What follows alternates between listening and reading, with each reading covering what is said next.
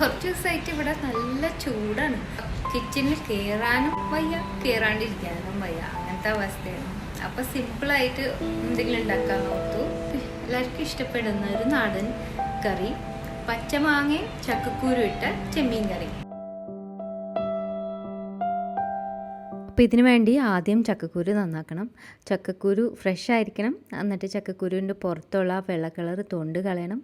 അതിനുശേഷം ഇത് കുറച്ച് നേരം ചൂടുവെള്ളത്തിൽ കുതിരാൻ വേണ്ടി ഇടണം.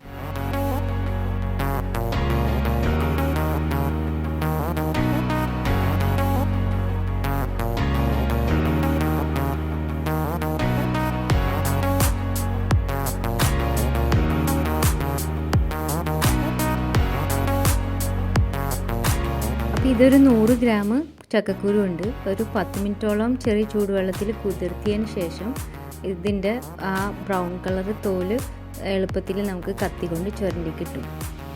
ഇപ്പോൾ എല്ലാം ഇതുപോലെ ചുരണ്ടി എടുക്കണം.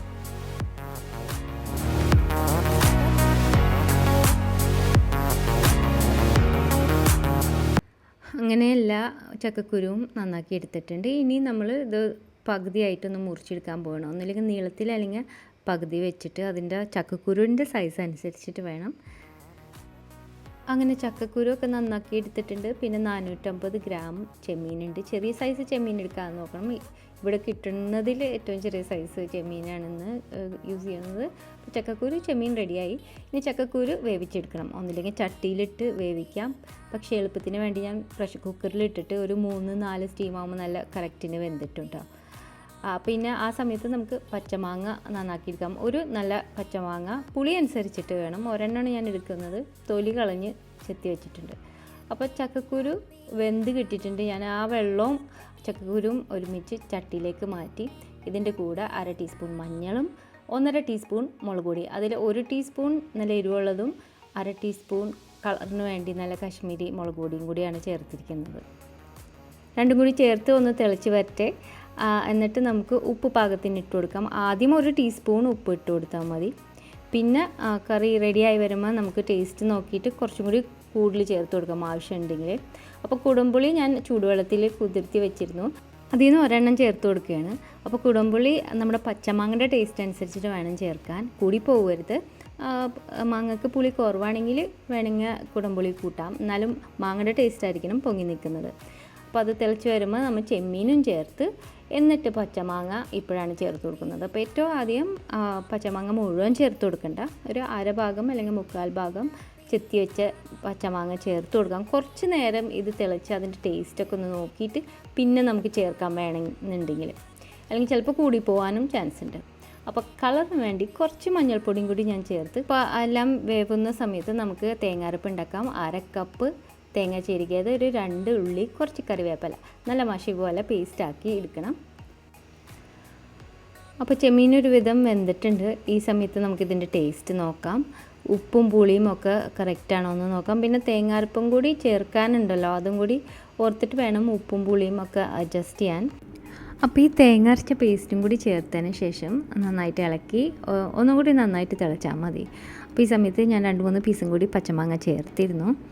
ഒന്നും കൂടി നന്നായിട്ട് ടേസ്റ്റൊക്കെ നോക്കാം. കുറച്ച് നേരം കൂടി ഒന്ന് തിളച്ചാൽ മതി. ടേസ്റ്റൊക്കെ നോക്കി ഈ സമയത്ത് കുറച്ച് ഉപ്പും കൂടി വേണമെങ്കിൽ ചേർത്ത് കൊടുക്കാം. പിന്നെ കൂടുതൽ കുറുകിയിട്ടുണ്ടെങ്കിൽ കുറച്ചും കൂടി വെള്ളം ഒഴിച്ച് അത് തിളപ്പിക്കാം. എന്നിട്ട് ഈ സമയത്താണ് 1/2 ടീസ്പൂൺ മല്ലിപ്പൊടി ചേർക്കുന്നത്. മല്ലിപ്പൊടി ചേർക്കുമ്പോൾ നല്ലൊരു ടേസ്റ്റാണ് ഈ കറിക്ക് ശരിക്കും. പക്ഷേ കൂടി പോകരുത്. 1/2 ടീസ്പൂൺ മല്ലിപ്പൊടി മതിയാവും. അപ്പോൾ ഈ ഒരു സ്റ്റേജ് ഒന്നും കൂടി തിളച്ചതിന് ശേഷം നമുക്ക് പച്ചമാങ്ങയുടെ പീസസ് ഒന്ന് മാറ്റി വെക്കാം കേട്ടോ. ഇങ്ങനെ ചെയ്യുന്നതാണ് ഏറ്റവും നല്ലത്. അപ്പോൾ മാങ്ങയുടെ പീസ് ഒട്ടും ഉടഞ്ഞു പോവുകയില്ല, അതിൽ ഇങ്ങനെ കുഴഞ്ഞു പോവുകയില്ല. എന്നാൽ കുറേ നേരം ഇരുന്നാൽ അത് കറുത്ത് പോവുകയും ചെയ്യില്ല. ചിലപ്പോൾ പച്ചമാങ്ങ ചേർത്ത കറികൾ അടുത്ത ദിവസവും അല്ലെങ്കിൽ കുറേ സമയം കഴിയുമ്പോൾ ഇങ്ങനെ കറുത്തിരിക്കും. അപ്പോൾ അത് ഒഴിവാക്കാൻ വേണ്ടിയിട്ടും ആ കറി നല്ല സുഖമായിട്ട് ഒഴിക്കാൻ വേണ്ടിയിട്ടും പച്ചമാങ്ങ കഷ്ണങ്ങളൊക്കെ മാറ്റി നല്ല ചെമ്മീനും ചക്കക്കുരു നല്ല പച്ചമാങ്ങയുടെ രുചി പിടിച്ച ആ ചാറ് റെഡി ആയിട്ടുണ്ട്. ഇനി നമുക്ക് ഇതൊന്ന് തളിക്കാൻ വേണ്ടിയിട്ട് കുറച്ച് വെളിച്ചെണ്ണ ചൂടാക്കി അതിലേക്ക് ചുവന്നുള്ളി അരിഞ്ഞത് ഇട്ടിട്ട് ഒന്ന് വഴറ്റിയെടുക്കാം, ഒന്ന് ഗോൾഡൻ ആക്കിയെടുക്കാം. അതിന് കൂടെ കുറച്ച് കറിവേപ്പിലയും പച്ചമുളക് ടേസ്റ്റിനനുസരിച്ച് നിങ്ങളുടെ പാകത്തിന് ഇട്ട് കൊടുക്കാം. നല്ലൊരു ഗോൾഡൻ കളറായതിനു ശേഷം നമ്മളിവിടെ റെഡിയാക്കി വെച്ചിരിക്കുന്ന ചക്കക്കുരു മാങ്ങ ചെമ്മീൻ കറിയുടെ മുകളിൽ ഇട്ട് കൊടുക്കാം.